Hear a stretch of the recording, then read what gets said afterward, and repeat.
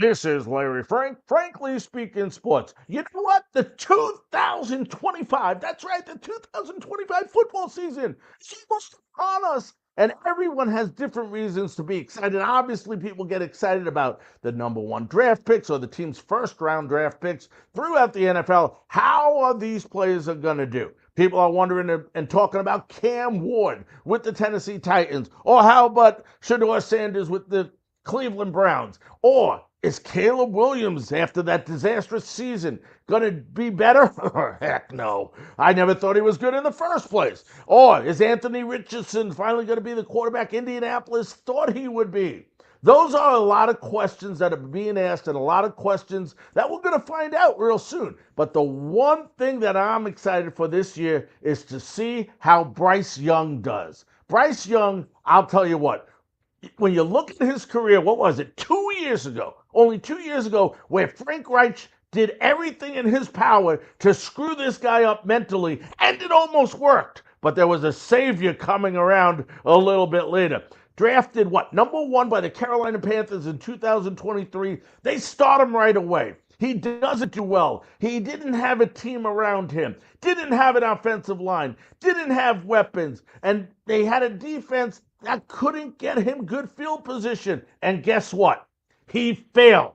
He failed miserably. Then 2024, new head coach. They finally fire Frank Reich, which I didn't understand. Why the heck did you hire a coach that was unsuccessful in Indianapolis, and then you bring him to an unsuccessful organization like the Carolina Panthers, one of the worst franchises in all the NFL? It didn't make sense. If you're unsuccessful there, you're probably going to be unsuccessful with a terrible team. And that's exactly what happened. They finally fired him, and who did they hire? In comes David Canales from the Tampa Bay Buccaneers, the offensive coordinator. He went ahead and rebuilt Geno Smith's career, went ahead and rebuilt Baker Mayfield's career, and guess what? Now he had an opportunity to try to work with Bryce Young. It's not good, folks. It didn't. What happened was the first two games of the season, he only had a 55% pass completion rate, and then he had no touchdowns, 3 interceptions, and Canales, although he probably thinks it was a risky decision, guess what? He had to make this move, because if he didn't make this move, the guy probably only has a year or two more in the NFL. He was failing miserably. Mentally, it was causing a lot of strain on Bryce Young. Canales goes ahead, benches him for Andy Dalton. What happens? Bryce Young gets to sit down and watch from a different perspective. He gets to learn. He gets to get educated. He learns some development and sees things from a different vision. And it worked. It worked, folks. What happens? Last 8 games of the season, he throws for 1,880 yards. For those of you that are mathematicians, that's an average of 235 yards per game through 13 touchdowns. That's right, 13 touchdowns. And listen to this, only 4 interceptions. 4 interceptions, that's right. Then if you look at, I'm trying to get this stat for you. If you look at his last 3 games, there it is. He was 2-1, 7 touchdowns, no interceptions. And by the way, the team was 2-1 as well. Also in the red zone, he had 11 touchdowns and 1 interceptions throughout the season. And this is a man that really doesn't have a lot of talent around him. Does not, or did not, I should say, have a lot of talent around him. Now, in order for him to be successful, they're going to have to fix a couple things, or actually a lot more than a couple things in Carolina, because this is not a very good team. Okay, defensively, they got so many questions. Okay, they have so many questions. Their pass rush defense wasn't terrible, but you can't continue to allow the other team to put your quarterback in a position where they have to start at their own 20-yard line. That's right, Bryce Young, how many times did he start at the 25-yard line? Has to travel down 75 yards in order to put the team in the end zone. It's not a formula for success. They're going to have to do better and allow this man the opportunity. Like I said, when he was in the red zone, he was good. 11 touchdowns, 1 interceptions.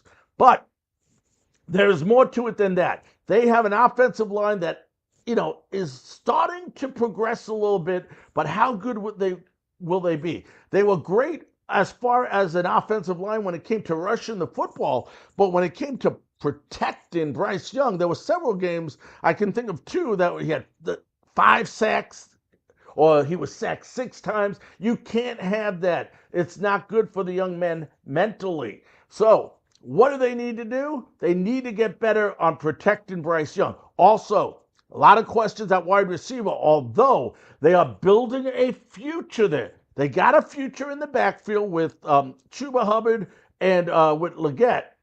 And now you got to ask the question, what's going to happen at the wide receiver position? They get Ted McMillan out of Arizona. What an incredible receiver. In 2023, he had 90 receptions in 13 games, 1,400 yards, and 10 touchdowns. And then last year, he backed it up with in 12 games, 84 receptions, 1,300 yards, and 8 touchdowns. So he's going to be obviously a major player. Then I like Xavier Leggett.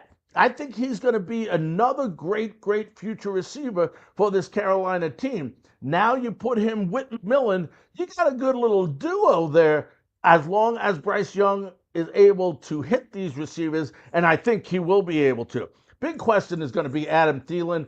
Adam Thielen is getting up there in age. I don't see him being able to play a full year in the National Football League. I mean, he's been hurt. He has, last year, I think he only played in 10 games. So that's a big question. When he's healthy and when he's on the field, I loved him when he was with Minnesota. But, age has gotten the best of him. Then you got to ask yourself, how about Hunter Renfrow? Is he going to be the old Hunter Renfrow that was with the Raiders? Or what is he going to be? He can really add a lot to this team, too. So it's going to come down to a lot of these receivers being able to help Bryce Young. And I'll tell you what, folks, I'm excited for this young man. The best thing that happened to him was him being sat on the bench, which he should have done at the beginning of his career, not his second year. But it was the right move by David Canales, and it probably saved Bryce Young's career. I'm Larry Frank, Frankly Speaking Sports.